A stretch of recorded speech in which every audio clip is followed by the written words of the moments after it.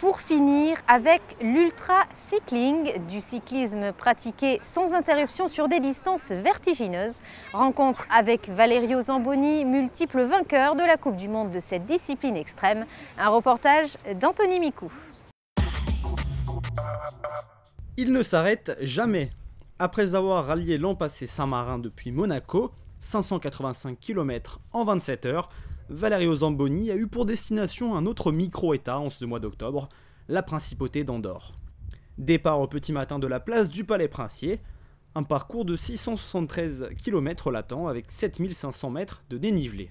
Suivi par un véhicule pouvant pallier à toutes les éventualités, le coureur est aidé dans sa progression avec un signalement anticipé des directions, mais rester plusieurs jours sur un vélo n'est pas sans risque. Un petit moment de crise, parce que quand on a quitté la zone du golfe du Lion pour rentrer un petit peu sur les montagnes entre la France et l'Espagne, et alors là c'était très froid. Et la température était 0, -2, un truc comme ça. Et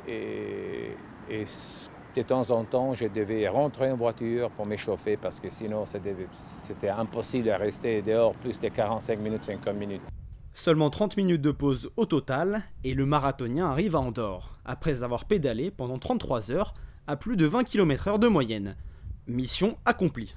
C'est en 2010, après des épreuves d'effort, que Valerio Zamboni se lance dans ce défi. Depuis sa première course à Sebring en Floride, ce passionné d'escalade ne cesse de faire tomber les records. Le goût de l'extrême lui vient d'une course mondialement connue, la Race Across America, longue de 4800 km. C'est une compétition là qu'il part de la Californie, il arrive juste au Maryland.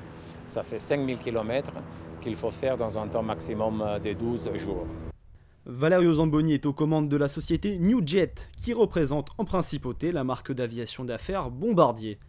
Le chef d'entreprise doit produire de nombreux efforts pour concilier travail et loisirs.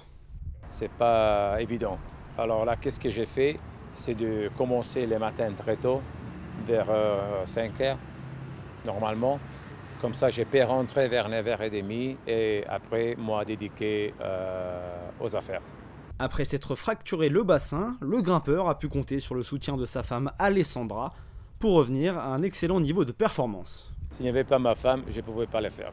C'est vraiment, sans elle, elle est une partie centrale de toute l'organisation qu'on fait, à n'importe quel niveau. Comme il aime le dire, la façon dont on pratique un sport reflète la personnalité.